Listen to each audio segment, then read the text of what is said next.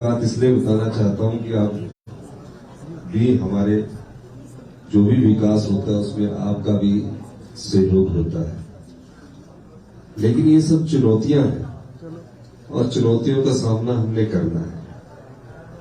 Health में कौन सी चुनौती है, मैं हेल्थ के विषय में बात करना चाहूंगा। हम समाज में पिछड़ते क्यों जा रहे हैं, खासकर हेल्थ के सिस्टम में। हमारी जो कमियां हैं उनको हमने दूर करना है। हेल्थ मिनिस्टर साहब ने मीटिंग बुलाई, हमारे जो सेक्रेटरीज थे मेडिकल कॉलेज के स्टाफ आए और हमने कहा कि हमें अपने मेडिकल कॉलेज में वर्ल्ड क्लास टेक्नोलॉजी लाने की जरूरत है। हम ये नहीं सोच सकते कि आज यहां से पेशेंट को वहां भेज दिया जाए और उसके लिए हमें चाहे इंटरनेशनल स्टैंडर्ड का कंसल्टेंट क्यों ना अपॉइंट करना पड़े।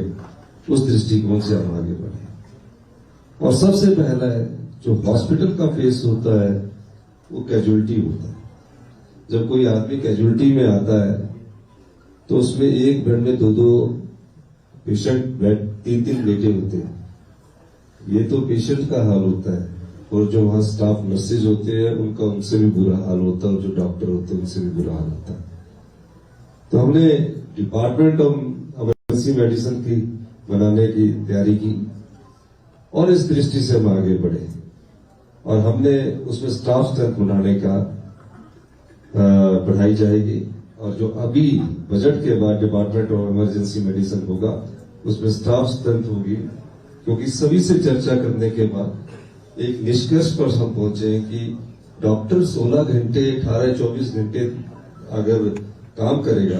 हम लोग राजनीतिक जीवन में हम भी थक जाते हैं। फिर जब आदमी थक जाता है प्री ऑक्यूपाइड माइंड होता है तो हर कुछ तरीके से वो काम प्रॉपर तरीके से कर नहीं सकता। और जब हम आराम से काम करें 8 घंटे भी आराम से काम करें तो अच्छे ढंग से काम हो सकता है। उस दृष्टिकोण से हमने इमरजेंसी मेडिसिन में 6 बेड्स पर 1 नर्सिस का हमने किया है, 10 बेड्स पर 1 डॉक्टर का किया है, 10 बेड्स पर 1 डॉक्टर की किया है। आईसीयू जो होता है इंटेंसिव केयर यूनिट जो होगा उसमें पर नर्स पर 1 बेड किया है।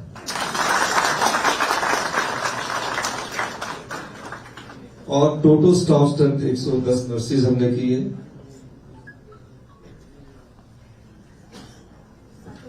फैकल्टी प्रोफेसर्स 20 डॉक्टर्स किए हैं, सीनियर रेजिडेंट 34 मेंबर्स किए हैं और पैरामेडिकल स्टाफ 70 मेंबर्स किए हैं।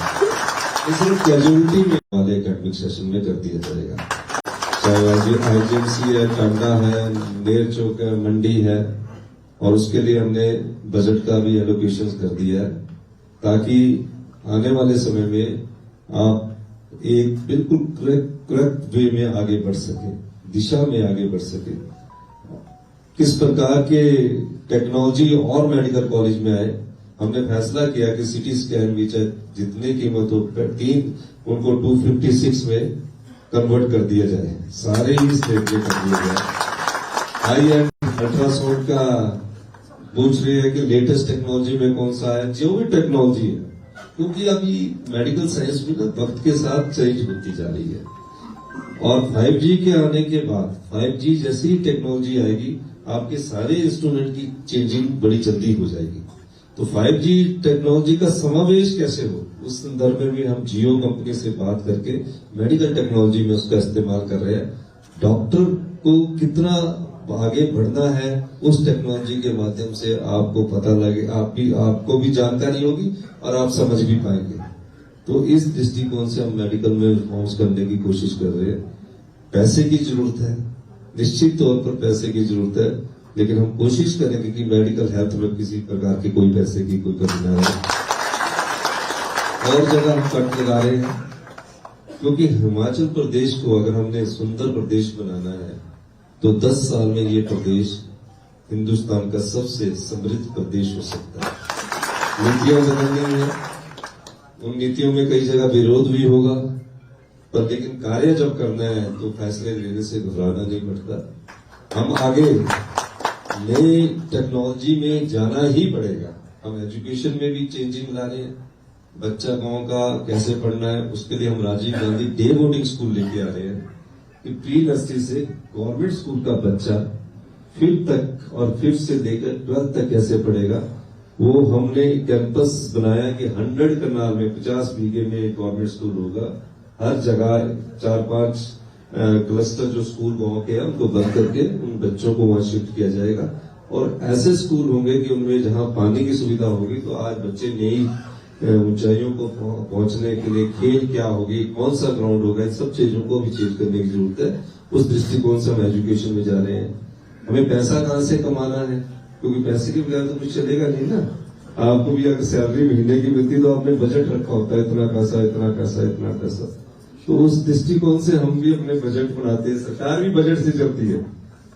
चाहूं तो मैं भी सोचूं कि मैं इतने कर दूं, पर जेब में पैसा नहीं होगा तो पैसे को भी कैसे इस्तेमाल करना, उस दृष्टिकोण से भी हम वर्ल्ड लेवल के कंसल्टेंट अपॉइंट कर रहे हैं। ये चेंजिंग है। गुड गवर्नमेंट के लिए गुड गवर्नेंस का होना जरूरी होता है। अच्छे शासन के लिए अच्छे प्रशासन का होना जरूरी है। तो हम प्रशासनिक रिफॉर्मेटिव वे में आगे जा रहे हैं। आप लोगों को कैजुअलिटी में और हॉस्पिटल में क्या सुविधा होनी है वो भी हम कंसल्ट कर रहे हैं। आप देखेंगे अभी इस मामले में हमें और ज्यादा करने की जरूरत है। आपका सहयोग चाहिए, आपका प्यार चाहिए। तो इन्हीं शब्दों के साथ कि आज ये हमारा ट्रॉमा सेंटर का इनॉग्रेशन हुआ है, मैं अपने सभी साथियों का भी धन्यवाद करना चाहूंगा और जो भी हमारे आगे स्टाफ स्ट्रेंथ है अभी हमारे हिसाब से ये ठीक होगी, चाहे नर्सिस की या चाहे किसी की। अभी हमें क्योंकि हेल्थ में हमें ज्यादा स्टाफ भरना पड़ेगा। हमने इसीलिए कहा कि 6 महीने के जो फैसले हैं उसमें मेडिकल एजुकेशन को हमने बाहर रखा है, मेडिकल स्टाफ को बाहर रखा है, इसलिए कोई चीज हम डिनोटिफाई नहीं कर रहे। तो कई जगह क्या हुआ है, हमारे सीएससी खोल दी गई है और कई जगह एमडीएमएस को पीएससी में भेज दिया गया। हम चाहते हैं कि उनकी जरूरत हॉस्पिटल में है, सीएससी में है, तो एक अच्छी सीएससी बने ताकि उनको भी सुविधा मिल सके। तो इस दृष्टिकोण से भी मेरे ख्याल हमने फैसला किया है। स्कूल प्रिंसिपल का काम क्या होता है कि कोर एजुकेशन सिस्टम को देखें। आजकल मैं वैसे बोलना नहीं चाहिए, प्रिंसिपल आजकल बिल्डिंग्स वर्क्स में बेचारों में इतने दौड़े रहते हैं, नक्शे लेके दौड़े रहते हैं। वो भार कैसे कम किया जाए उस दृष्टि से भी हमारी सरकार काम कर रही है और जो एडमिनिस्ट्रेटर है वो किस ढंग से काम करे वो हमने बात की है।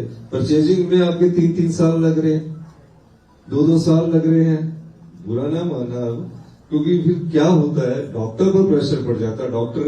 मरीज डॉक्टर के पास आता है या ऑपरेशन की सुविधा नहीं, उसमें भी हम काफी बदलाव कर रहे हैं। इस बजट में वो बदलाव आपको देखने के मिलेंगे।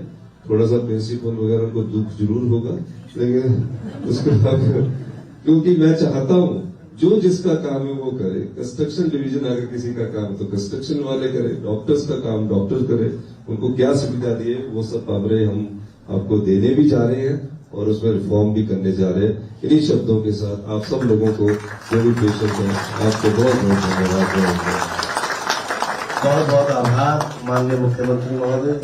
व्यवस्था के सुधार के साथ साथ विकास के नए आयाम स्थापित करने के लिए दृढ़ संकल्प माननीय मुख्यमंत्री ठाकुर सुखविंदर सिंह सुक्खू जी, आपका प्रेरक उद्बोधन प्राप्त कर हम प्रोत्साहित हुए और निश्चित तौर पर ये प्रदेश प्रगति और उन्नति के